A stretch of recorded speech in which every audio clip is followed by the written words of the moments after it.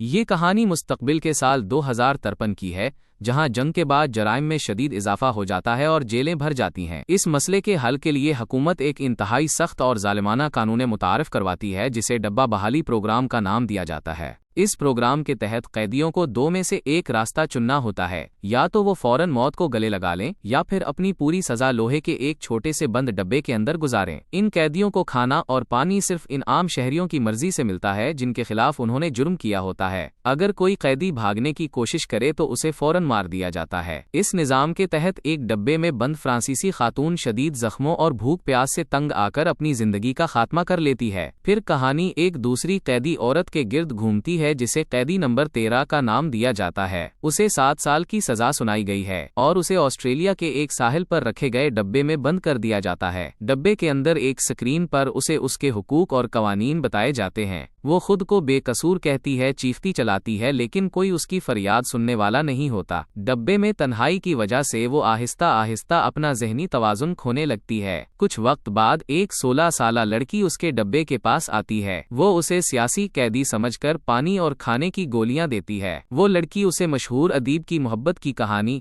Romeo اور Juliet کے جملے سناتی ہے اور بعد میں اسے چھپا کر وہ چھوٹی کتاب بھی دے دیتی ہے۔ قیدی نمبر 13 ڈبے کے کیمرے سے چھپ کر وہ کتاب پڑھتی ہے جس سے اسے جینے کی تھوڑی امید ملتی ہے۔ ایک دن پانی ضائع کرنے کی وجہ سے ڈرون اس کے ڈبے کو ساحل سے جنگل کی طرف منتقل کر دیتا ہے۔ وہاں ایک لالچی آدمی اسے ایک سیب دینے کے بدلے اس کا فائدہ اٹھانے کی کوشش کرتا ہے۔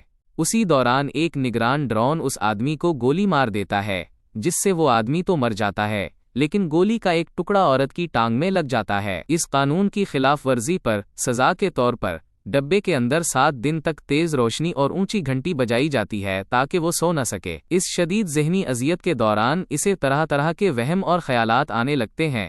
کچھ مہینوں بعد معلوم ہوتا ہے کہ اس واقعے کی وجہ سے وہ حاملہ ہو چکی ہے۔ وہ ڈبے کی چھت سے ایک ڈھیلا کیل نکال کر وہاں سوراخ بڑا کرنے کی کوشش کرتی ہے۔ آخرکار وہ ڈبے کے اندر ہی ایک بچے کو جنم دیتی ہے، لیکن ڈبے کی انتظامیہ اسے قانون کی خلاف ورزی قرار دے کر زہریلی گیس کے ذریعے اسے بے ہوش کر دیتی ہے اور اس کا بچہ چھین لیتی ہے۔ اس صدمے سے وہ اندر سے بالکل ٹوٹ جاتی ہے۔ اپنی سزا کے چوتھے سال میں ساحل پر ایک شدید طوفان آتا ہے۔ ڈبے میں کیے گئے سوراخ سے پانی اندر بھرنے لگتا ہے۔ پانی کی وجہ سے ڈبے کا برقی نظام خراب ہو جاتا ہے اور ڈبے کی کھڑکی گرنے سے اس کا ایک ہاتھ ٹوٹ جاتا ہے۔ ڈبے میں پانی کا لیول اتنا بڑھ جاتا ہے کہ اس کا ڈوبنے کا خطرہ پیدا ہو جاتا ہے۔ تبھی ایک ڈرون اس ڈبے کو وہاں سے اٹھانے کی کوشش کرتا ہے، لیکن آسمانی بجلی گرنے کی وجہ سے ڈرون تباہ ہو جاتا ہے اور ڈبہ سمندر کی لہروں میں بہہ جاتا ہے۔ اگلی صبح وہ ڈبہ تیرتا ہوا ایک ساحل پر آ لگتا ہے اور قیدی نمبر 13 ڈبے سے باہر نکلنے میں کامیاب ہو جاتی ہے۔ وہاں کھیلتے ہوئے کچھ بچے اسے دیکھتے ہیں، لیکن وہ اسے نظر انداز کر کے اپنے گھر چلے جاتے ہیں اور وہ ساحل پر آزادی کا سانس لیتی ہے۔